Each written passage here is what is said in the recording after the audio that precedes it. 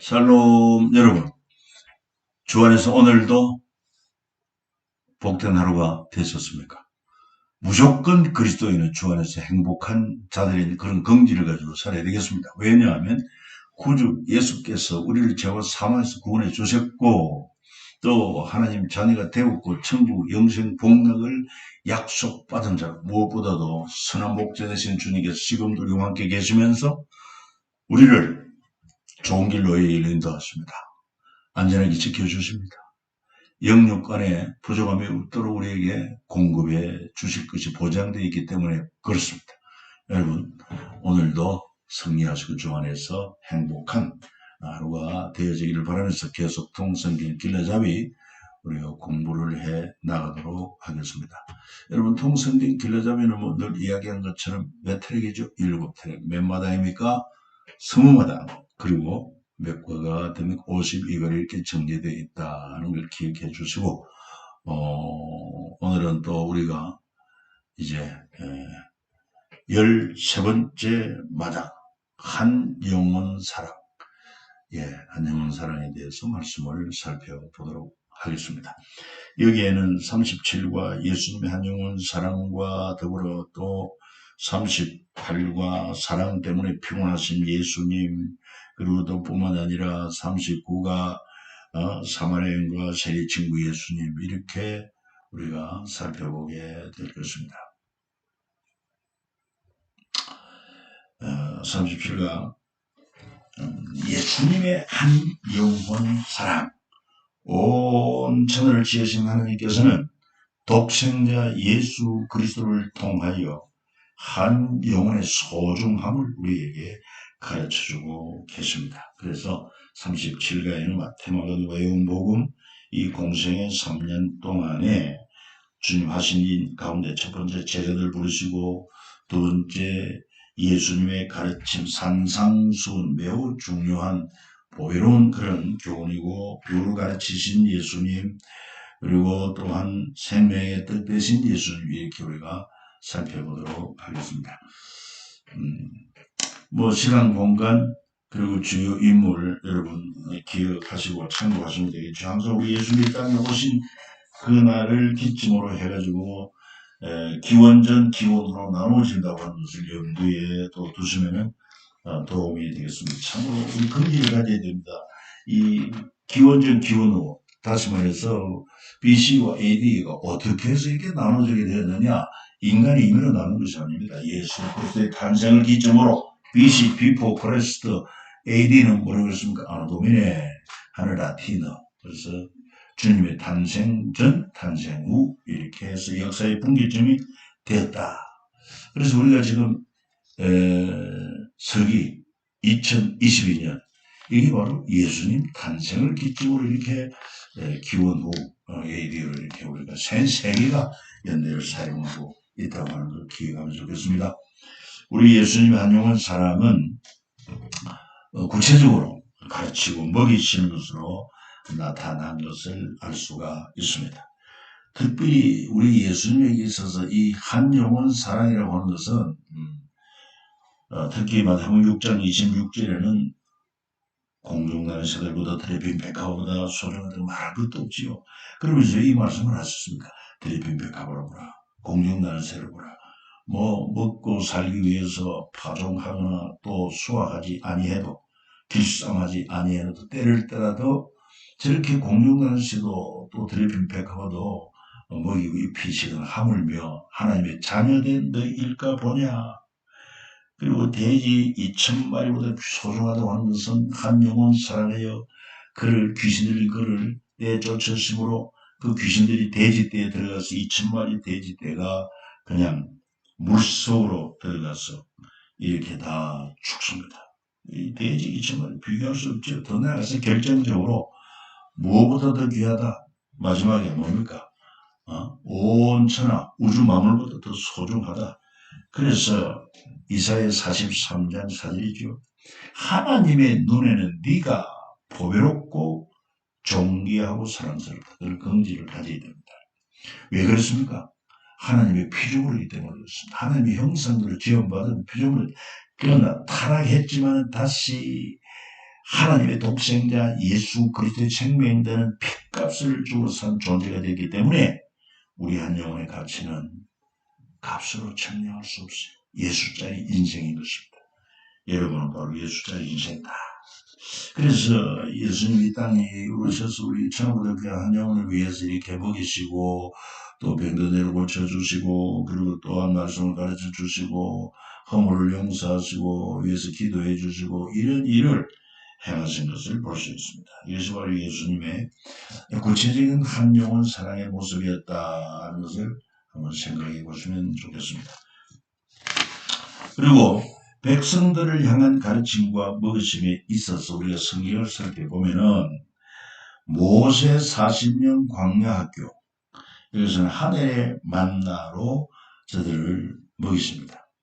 물론 고기도 먹이시고 또 물을 반석에서 물을 나게 하셔서 마시기도 하신 주님이십니다.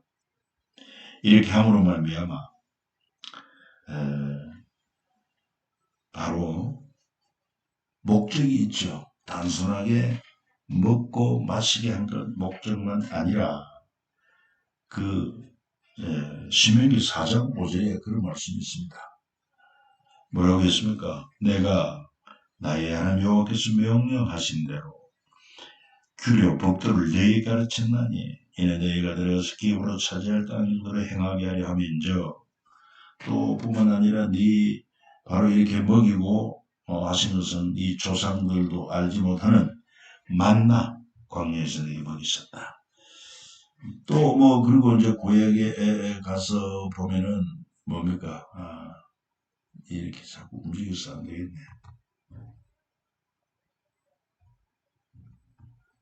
그래서 재건 공동체에게도 제사장의 생활을 안정되게 하신 것을 볼 수가 있습니다. 제사장은 이 특별히 구약의 제사장 나라를 세워감에 있어서 아주 핵심적인 역할을 한 자들이 바로 제사장 아닙니까? 그런데 이 제사장들을 위해서 그 사명을 감당하도록 이스라엘 백성들에게 소득의 11조를 드리게 하고 그것으로 이 제사장들의 생활을 안정되게 하셨다 하는 것도 성경이 교훈하고 있고 그 다음에 무엇보다도 우리 예수님의 3년 공생의 가르침에 있어서 특별히 가르치고 또한 먹이십니다. 오병이어와 또 칠병이어 이런 사건이 기록되어 있죠. 특별히 우리 예수님의 3대 사역이라고 하면은 뭐를 말할 수 있느냐면 세 가지 중요한 사역은 전하고 가르치고 고치시는 사역. 그래서 우리 순 3일 교회도 이 무전의 표가 전하고 가르치며 뭡니까? 섬기는 교회 이렇게 되어 있죠. 그리고 이제 구체적으로 우리 주님께서는 주님의 사역을 계속 이어갈 제자들을 부르신 것을 알 수 있습니다. 특별히 이 제자들을 부르셔서 3년 동안 함께 동행하며 동거하며 그리고 예수님 사후 30년 후 제자들의 삶을 생각하시면서 훈련시키는 것을 알 수가 있습니다. 특별히 제자들 몇 명 불렀습니다. 12명을 불렀습니다. 12명의 의미가 뭐겠습니까? 구약은 몇 지파 있죠? 사실 보통 12지파라고 합니다. 물론 4지파를 빼고. 그렇다면 신약에는 몇 명의 제자를 불렀습니까? 왜 하필 예수님의 12명의 제자를 부르실까요? 그 뭔가 의미가 있지 않겠습니까? 12지파예요. 12제자다. 이건 바로 10이라고 하는 것은 선택수라고 하는 것입니다. 선택수.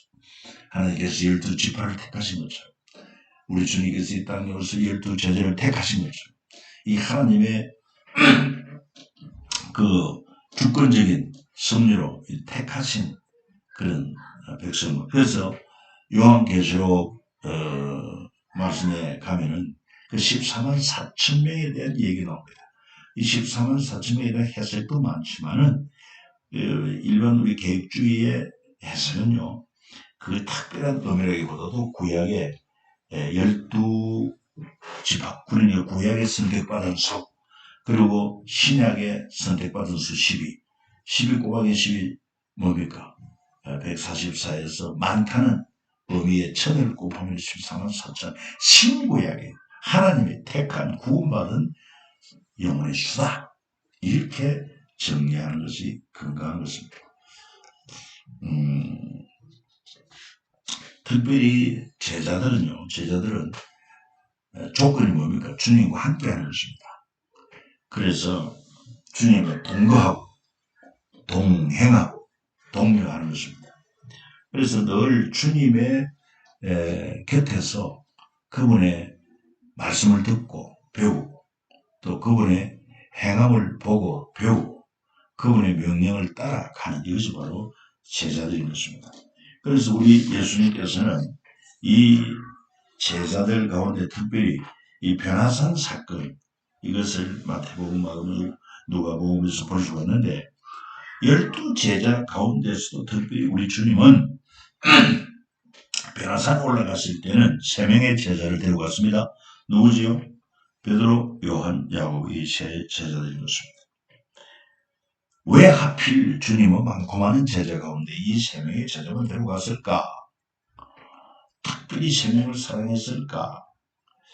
어떻게 보면은 하나님께서는 많은 사람들 가운데 12제자를 택한 것처럼 12제자 가운데서도 참으로 핵심 제자 그룹이라고 말하면은 이 베드로, 요한, 야고보라고 볼 수 있습니다. 그리고 이 베드로, 요한, 야고보로 하여금 변화산에 올라서 주님의 변화된 모습, 얼굴은 해같이 빛나고 옷도 빛같이 희어진 것을 보게 되고 그리고 뿐만 아니라 구약의 인물, 모세, 율법의 대표 모세, 선지자의 대표 엘리야가 예수님과 함께 얘기하는 그런 신비한 광경을 보게 됩니다.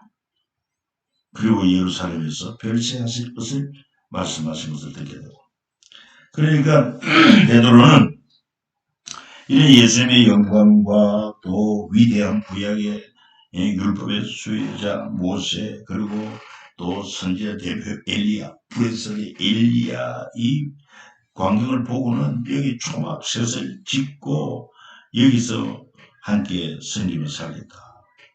더군다나 하늘에서는 하나님의 음성이들 이는 내 사랑하는 자들 내 기뻐하는 자니 너희는 그의 말을 따르라.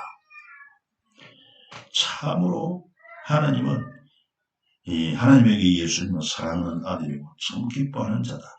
여러분 우리도 이처럼 하나님이 사랑하는 아들, 딸 되어지는 그런 은혜와 복이 있기를 축복하고 싶습니다. 그리고는 주의 영광을 보고 제자들이 듣고 엎드려 심히 두려워할 때 주님께서 그들을 어루만지시고 일어나 보니까 예수 외에는 아무도 보이지 아니하더라. 그리고 예수님이 말씀하시기를 인자가 죽은 자 가운데 살아나기 전에 본 것을 아무에게 드리지 말라. 그리고 세요한이 말하기에서 말한 엘리야이고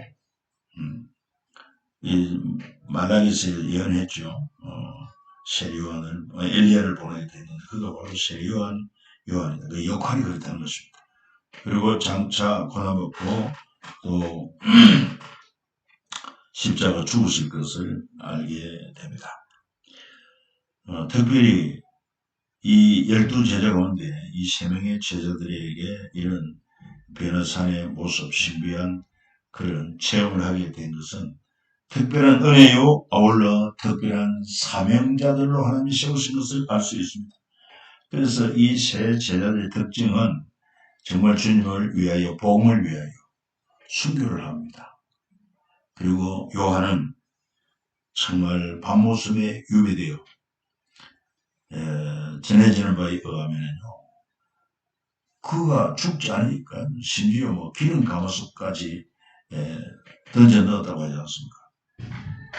마치 그 다니엘의 세 친구를 어떻게 했습니까? 그 뜨거운 풀무불에 집어 던져 넣은 것처럼 그래도 죽지 않았던 것처럼 이 요한에도 그런 하나님의 놀라운 기적이 있었던 것을 이야기하고 있습니다. 그래서 안 되니까 밤모섬에 유배를 보냈다. 그렇게 얘기를 하고 있습니다. 그만큼 특별한 은혜를 체험한 것과 더불어서 특별한 사명을 감당하는 그런 초대교회의 중요한 인물로 하나님을 사용하신 것을 알 수 있습니다. 우리도 은혜를 받은 자답게 그 은혜에 합당한 그런 헌신자, 사역에 충성하는 자가 되어야 될 것입니다. 무엇보다 우리 모두가 다 그렇지 않습니까? 예수 그리스도께서 우리를 죄와 사망에서 구원하시기 위하여 십자가에 못 박혀 피 흘려 죽으시고, 그리고 또한 죽음을 이기시고 부활하신 이 놀라운 은혜를 입은 자들로서 우리가 어찌 잠잠히 있을 수가 있겠습니까? 하나님 말씀을 잘 배우고 참으로 충성헌신하는 자가 되어 하나님을 기쁘시게 하는 자들이 되어야 될 것입니다. 특별히 우리 주님은 제자들에게 귀한 말씀을 했습니다. 제일 아래쪽에 보십시오. 내가 율법이나 선지자를 폐하려는 줄로 생각지 말라. 어떻게 해요? 폐하려는 것이 아니요 완전하게 하려 함이라. 그렇게 말씀하고 있습니다. 그래서 사실은 율법을 필요 없다고 하는 것이 아니라 그 율법의 완성자로 주님이 오셔서 그 가르침이 바로 모든 율법의 완성이 되셨다.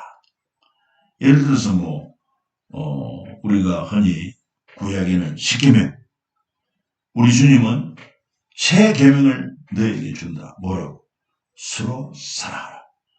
사랑의 계명을 주었어요. 사실 십계명도 1계명에서 4계명까지는 하나님을 사랑하는 것이고, 그 다음에 5계명에서 10계명까지는 이웃을 몸처럼 사랑하는 그 사랑이라는 단어 안에 다 들어가 있습니다. 그래서 구약처럼 뭘 해야 되고 뭘 하지 말아야 되고 없이 딱 하나님을 사랑함으로 할 것을 하고 하지 말 것을 하지 말. 이웃을 사랑함으로 할 것은 하고 하지 말 것은 하지 않아야 된다. 아주 선명해지고 있는 것을 알 수가 있습니다. 그래서 무엇보다도 이 예수님의 가르침이야말로 율법의 완성인 것을 우리가 기억하면서 또 잘 배우고 또 잘 사명을 감당해야 될 것입니다. 이어서 계속 이 베나스 사건뿐만 아니라 또 이 특권과 사명의 3제자 구체적으로 나오는데, 베드로, 요한, 야고보 아닙니까? 저들의 맡겨진 사명에 대한 구별 선택을 책임, 특권과 사명을 일깨워 주신 것을 알 수가 있습니다. 그래서 이들이 특별히 하나님의 은혜를 체험한 가운데 보면은 해당된 야이로 죽은 소년을 살린 것을 통해 부활에 대한 소망을 알게 하셨고, 베나산의 변모를 통해서 정말 예수님의 고난 이후의 영광이 얼마나 크고 놀라운 것인가. 그리고 게세마네 동산에서 우리 주님과 함께 기도에 동참하게 하셨는데, 우리 하나님은 십자가를 앞두고 하나님 앞에 간절히 기도하되 3번 반복해서 기도하셨고, 내 아버지여 만일 할 만하시 이 잔을 내게서 지나가게 하옵소서. 정말 주님의 원하시는 그 소원을 아닙니다. 아니, 우리 주님께서는 하나님께로부터 보내받은 분명한 십자가 사명이 있음에도 불구하고 왜 이렇게 할 수만 있다면 이 잔을 내게서 지나가게 해달라고 했을까요? 그거는 중요한 의미겠습니다. 예수님은 언제나 하나님과 함께 하셨던 삼위일체 하나님이십니다. 그런데 잠시나마 우리의 죄를 위하여 하나님과 관계가 단절되어야 합니다. 왜? 우리 죄를 대신 짊어지고 죄인으로서 여러분 죄값을 치르게 하는 그런 하나님과의 관계가 깨어져야 됩니다. 하나님이 하나님을 분리되는 것입니다. 이게 견딜 수 없는 주님에게는 아픔이었습니다. 그래서 한마는 이 잔을 내게서 지나가게 해달라고 기도하고, 그러나 이것이 끝이 아닙니다. 그 다음에 뭐라고 말씀합니까? 내 원대로 마시옵고 아버지 원대로 하옵소서. 여러분 기억하시죠? 우리 예수님의 소원은 정말 할 수 있다면 이 잔을 내게 지나가게도 십자가 지지 않을 수 있다면 통과하기를 원합니다 했지만, 그러나 내 원대로 마시옵고 아버지 원대로 하시옵소서. 이것이 바로 최고의 기도인 것입니다. 최고의 기도. 내 원대로 마시옵고 아버지 원대로 하시옵소서. 우리도 하나님 앞에 많이 기도하지 않습니까? 기도하면서도 정말 성숙한 기도, 최고 수준의 기도, 주님의 기도를 본받아야 될 것입니다. 내 소원은 하나님 이렇습니다. 아뢰일 수 있습니다. 그러나 아버지요, 내 원대로 마시옵고 아버지 원대로 하시옵소서. 왜? 아버지의 원대로 하는 것이 가장 선한 것이고 가장 지혜로운 것이고 가장 안전한 것이고 가장 복된 것이기 때문에 그렇습니다. 믿으시면 아멘입니다. 아멘. 그렇습니다. 그리고 또 특별히 예수님께서 부르시고 아버지를 떠나 베나산에서 품에 안겨 사랑하는 제자 요한, 또 어머니와 함께 예수님께 어머니를 부탁 받은 세례 요한, 사도 요한, 그 다음에 요한의 7번 요한의 사역 예고, 또 형제 주공, 요한의 형제 야고보를 칼로 죽이죠. 헤롯이. 그 다음에 이 요한은 9번째 보면은요, 요한은 성경 가운데 요한복음, 요한 1서, 2서, 3서, 그리고 요한계시록 이 5권의 성경을 기록하게 됩니다. 얼마나 중요한 사명인지 몰라요.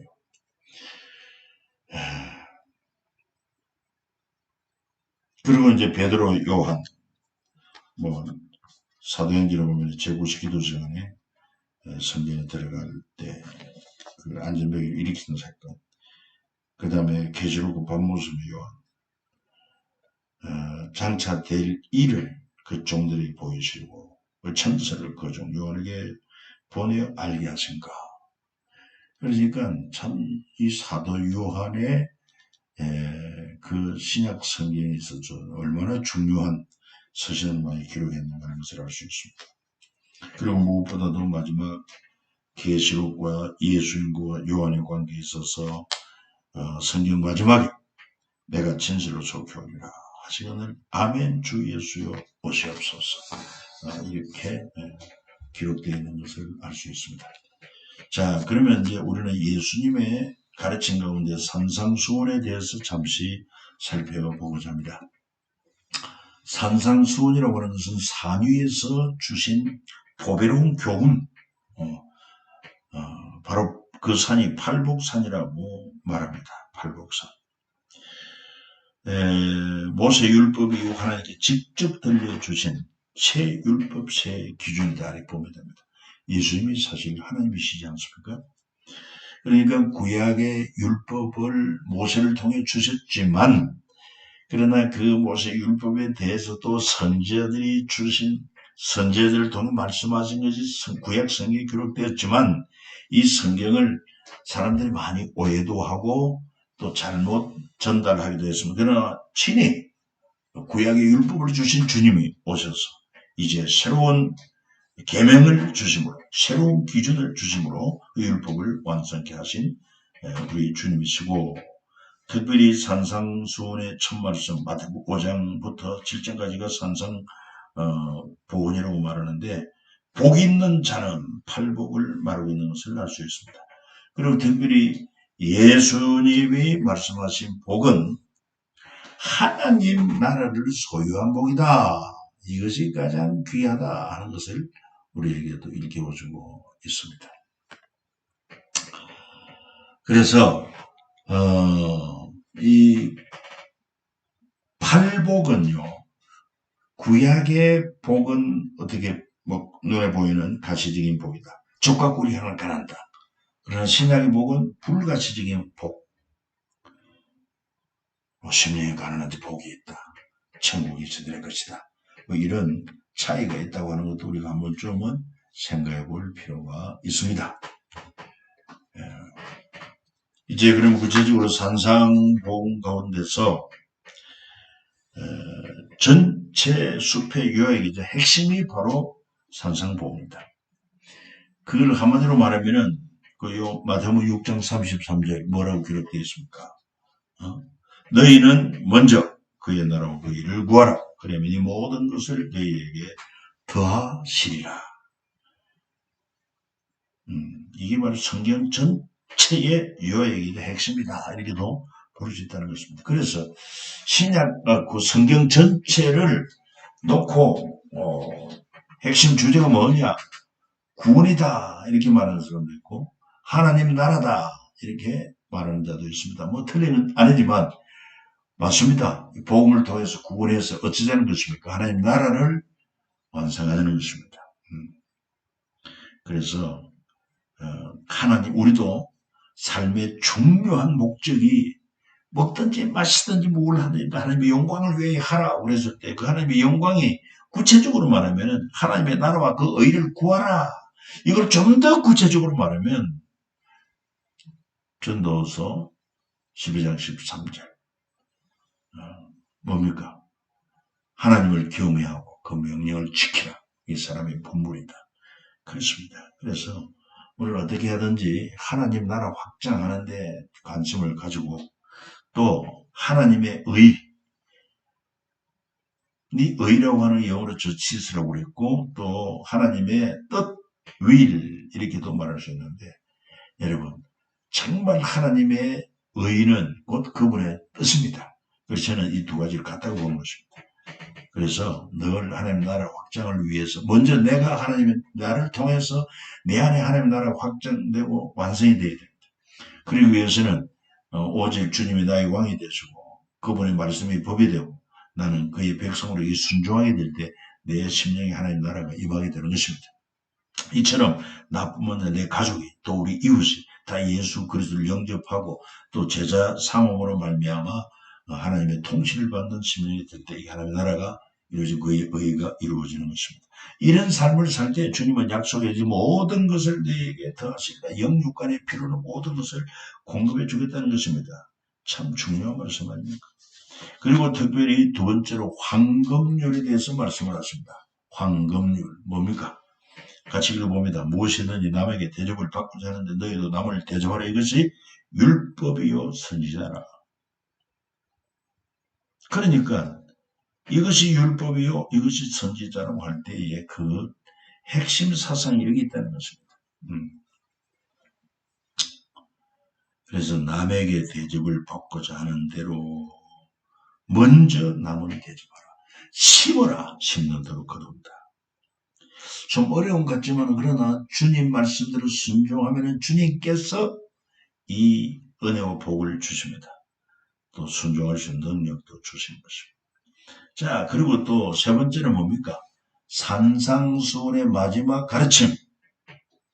그것은 실천입니다. 같이 읽어보겠습니다. 나더러 주의 하는 자마다 다 천국에 들어갈 것이 아니요 다만 하늘에 계신 내 아버지의 뜻대로 행하는 자라에 들어가리라 말씀하고 있습니다. 매우 중요하지 않습니까? 입으로만 주여 주여 하지만 실상은 자기가 주인 되어서 나여 나여 하는 사람과 같다는 것입니다.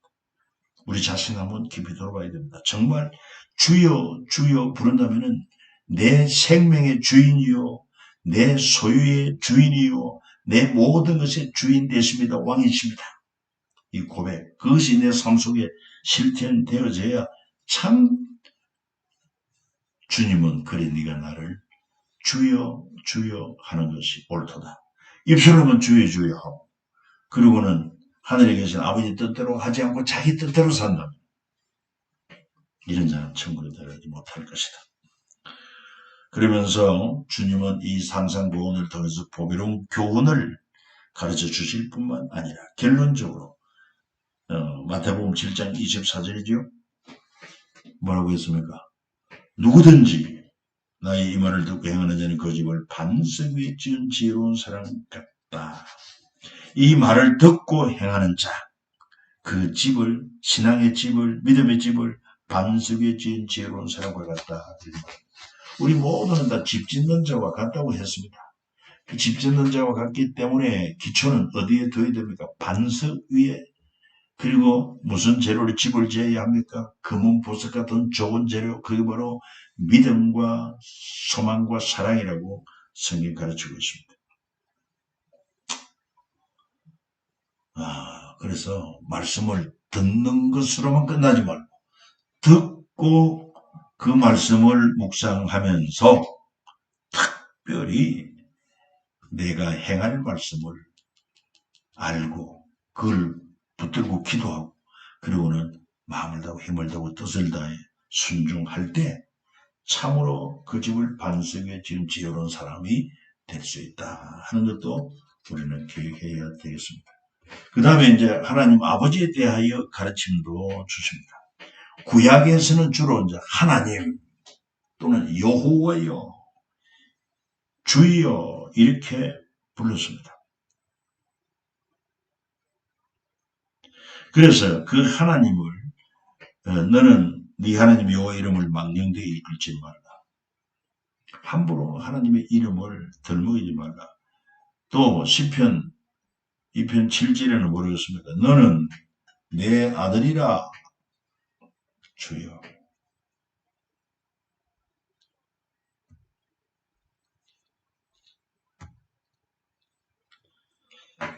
오늘 내가 너를 또 이사야 64장 8절 주는 우리 아버지시니까 우리는 진에게 주는 토기장이시니 우리는 다 주의 손으로 지으신 것입니다. 그리고 말라기 4장 6절에 그가 아버지의 마음을 자녀에게 돌이키게 하고 자녀들의 마음을 그들의 아버지에게로 돌이키게 하리라 뭐 이런 말씀을 중심으로 구약의 그 하나님이 이제 예수님은 구체적으로 뭐라고? 하나님 아버지다. 이렇게 가르쳐주고 있습니다.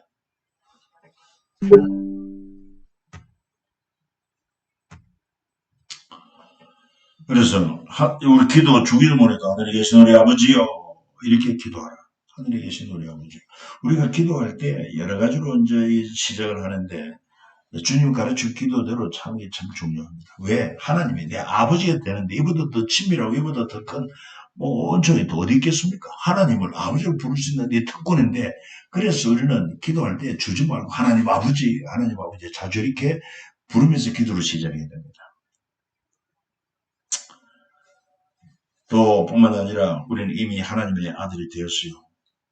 예수 그리스도를 영접하는 자, 곧 그 아들을 믿는 자에게 자녀되는 권세를 주셨다. 그래서 우리는 분명히 하나님의 아들입니다. 예수 그리스도를 정말 내 구주로 믿는다면 하나님은 우리를 아들로 인정해 주는 것입니다. 그리고 하늘에 계신 내 아버지 온전하신 같이 너희도 온전하도록 하라. 아버지를 본받아 살아야 되겠고 또 기도할 때에도 사람들에게 보이기보다는 은밀한 중에 계신 네 아버지께 기도하라. 사람을 의식하지 말고 하나님 아버지를 의식하고 기도하는 자가 되라. 이런 말씀 아니겠습니까? 그 다음에 또 주님은 이 복음서에서 비유로도 가르치고 있는 것을 알 수 있습니다. 비유라고 하는 것은 특별히 쉽고 월등한 교육 방법으로 어린아이부터 어른까지 누구나 쉽게 이해할 수 있는 방법이 있습니다. 특별히 우리 예수님의 이 천국에 대해서 비유로 하나님 나라를 가르칩니다. 농부들에게는 천국은 마치 좋은 씨를 제밭에 뿌린 사람과 같다. 그러니까 이 농부들은 씨 뿌리는 비유에 대해서 잘 알 수 있지 않습니까? 그 다음에 또 천국은 마치 여자가 가로수말 속에 떴는 전부 부풀게 누룩 같으니라. 이 주부들에게 또 잘 쉽게 이해할 수 있게. 또 천국은 마치 좋은 진주를 구하는 장사와 같으니 이렇게 함으로 상인들도 깨달을 수 있도록. 그리고 또 천국은 마치 바다에 각종 물고기를 모는 그물과 같으니 어부들에게도 쉽게 이해할 수 있도록 이렇게 비유로 가르치셨다. 그런데 모든 것을 비유로 말씀하는 것이 아닙니다. 주님은 비유로 말씀하시고 곧 깨닫게 주셨는데 이단 사이비 가운데 여러분 신천지 이만희는 모든 성경을 비유로 풀어야 한다. 비유풀이. 여러분 그건 참으로 위험한 것입니다. 잘못된 것입니다. 자 그리고 이제 살펴볼 것은 예수님의 가르침 율법과 선지자의 가르침을 다시 가르쳐 주십니다. 특별히 지식인들 그 당시 주님 당시 지식인들이라고 하면 누구들입니까? 율법학자, 서기관들, 바리새인, 장로 이런 자들 그들을 향해서는 뭐라고 말합니까? 너희가 읽어보지 못했느냐?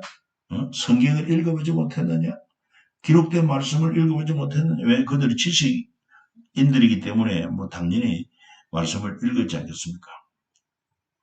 그러면서 그 지식인들을 향해서 주님은 또 바른 가르침을 주십니다.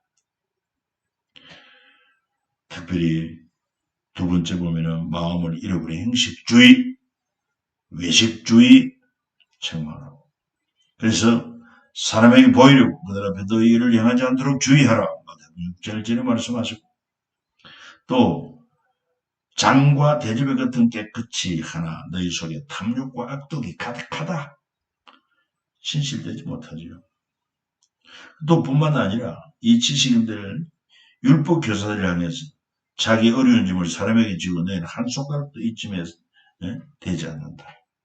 말만 하고 실천하지 않는 그런 자들을 그 지식인들을 책망하고 있습니다. 그래서 네 소유를 팔아 가난한 자들이 주라. 그러고 와서 나는 따라 실천적인 믿음을 주님은 가르치고 있습니다. 그런데 그 청년의 재물이 말하면 이 말씀을 듣고 근심하며 간이를 버렸어요. 재물이 아무리 많은들 그 재물로 인간의 죄를 해결합니까? 죽음 문제 해결합니까? 바로 죄와 죽음 문제 해결하시고 천국 영생을 값없이 우리에게 주시는 예수 그리스도를 위해서 우리의 시간, 물질, 우리의 몸을 드릴 만한 가치가 있지 않겠습니까? 그 다음에 주님은 지식인들 뿐만 아니라 일반 백성들을 대상으로도 세게 가르칩니다. 일반 백성들이라면 세리와 창기들 이들에게 비유를 쉽게 가르쳐 주시면서 하신 말씀이 야 뭐라고 한 말을 너희가 들었으니 이렇게 하면서 지식인들은 너희가 읽어보았지 않았냐? 그런데 일반 백성 너희가 이런 말을 들어보았지 않았냐? 그러면서 가르쳐 줍니다. 세리와 창기들은 가르침을 듣고 회개하고 믿습니다. 세리와 창기는 믿었다. 그 다음에 삭개오 같은 당시 삭개오는 직업이 뭡니까? 세리장. 요즘 말로 말하면 세무서장. 그러니까 그 당시 로마 통치에 있었기 때문에 정해진 이 세금이 있습니다. 그 정해진 세금보다 더 많이 부과해서 그리고는 로마 제국에 바칠 것은 바치고 나머지는 인마에 포켓함으로 이 세리라고 하면 유대 동족들이 아주 그냥 세리는 곧 장기처럼 그렇게 더럽게 취급을 합니다. 그러니까 이 삭개오는 돈은 모았어요. 가진 재물은 많아요. 그러나 친구도 없습니다. 그래서 그는 깨닫습니다. 예수님을 만나고 나서 야 돈만 가지고 되는 것이 아니더라. 예수님을 만나고 나서 비로소 자기 재산의 절반을 가난한 자 나눠주겠고 남의 것을 내가 토색한 것이 있으면 내가 사배로 갖겠습니다. 함으로 말미암아 이런 참 변화, 실천적인 그런 변화의 삶을 주님이 말씀해 주고 있습니다. 또 특별히 그 수가수 우물과 여인, 과거에 있는 여인입니다. 남자가 자그마치 6번째. 그래도 만족이 없는 그 여인을 주님은 만나주시고 바로 물을 달라 해서 물을 소재로 주님 말씀하십니다. 이 우물을 마시는 또다시 목이 마르지만 내가 주는 물을 마시는 영원히 목마르지 아니하리. 그러니까 이 수가수 우물가 여인이 그 말이 얼마나 크게 들리든 왜냐하면 그건 과거에 있기 때문에 우물가에 오면은 수다쟁이 여자들의 입방에 오르내리는 것이 싫어서 다른 사람이 뜨거운 햇살 때문에 잠자는 그 시간에 물길로 옵니다. 그러니까 요즘 우리는 그냥 수도꼭지만 들면 물이 쏟아지지만 그러나 그 당시에는 그런 수도 시설이 없어요. 물길로 와야 합니다. 그런데 다른 사람이 뜨거운 햇빛 때문에 쉬는 그 시간에 몰래 도둑바위처럼 물길로 와야 합니다. 얼마나 고통스러운지 몰라요. 그런데 예수님 말씀이 내가 주는 물을 마시면 다시는 목마르지 않는다고 하니까 주여 그 물을 내게 주사 목마르지 않고 이곳에 다시 물길로 오지 않게 해달라고 하지 않습니까? 그때 주님은 느닷없이 네 남편을 데려오라. 이 여자가 나는 남편이 없는데요. 그래 네 말이 맞다. 지금 내가 여섯 번째 남편하고도 살지만 그가 네게 만족을 주지 못하는 남편이다. 여러분 세상에 우리가 만족을 찾아서 이것저것 헤맵니다. 재물을 구하고 물도 뭐 권력을 구하고 명예를 구하고 지식을 구하고 쾌락을 구하고 그게 결국 만족을 줄 수 없어요. 목마름을 해결할 수 없어요. 인간은 범죄함으로 사망의 그 정죄를 받은 자요. 그리고 영원한 지옥의 형벌을 받을 자가 되어 있기 때문에 여러분 세상에 주는 것을 우리 해결할 수 없거든요. 만족이 안 되거든요. 그래서 하나님을 잃어버린 그 자리에 하나님을 모시고 제 용서를 받아야 참 만족이 주어지는 것입니다. 예수님은 바로 그런 분이에요. 영원히 목마르지 않는 생수를 주시는 분이시다. 뿐만 아니라 예수님은 또한 영원히 줄이지 않게 하시는 생명의 뜻 되신 주님이시다. 믿습니까? 예, 주님은요. 오병이어 떡 5개 물고기 2마리를 가지고 여자 어린이 외에 장정만 5,000명 이상 백성들에게 떡을 나누어 주게 합니다. 보리떡 5개 물고기 2마리 당시 어린아이에 한 끼 식사 분량을 하지 않습니까? 그런데 여러분 보십시오. 그 떡 5개 물고기 2마리 가지고 장정만 5,000명이니까 여자 어린아이 합하면 최소 15,000명 내지 2,000명, 2만 명 됩니다. 2만 명. 그런데 떡 5개 물고기 2마리 어떻게 저들의 먹거리를 해결할 수 있습니까? 그러나 주님은 아십니다. 마치 이스라엘 백성을 젖과 꿀이 흐르는 땅을 약속하시고 광야로 인도하여 그들에게 농사할 수 없는 그 광야에서 40년 동안이나 하나님 만나를 내려서 먹게 하여 줄이지 않게 하신 것처럼 그 주님께서 바로 빈들에서 베세다 빈 광야에서 이처럼 5개 물고기 2마리 가지고도 모두 먹고 또 12강줄이 남는 그런 역사를 이루게 하신 것을 알 수 있습니다. 그 다음에 또 뭐 질병 이유도 나옵니다. 이렇게 하신 것은 뭘 의미합니까? 바로 주님은 우리 육신의 양식을 공급하는 하나님이시다. 사실 우리가 이 땅에 육체를 가지고 살아가면서 먹어야 됩니다. 마셔야 됩니다.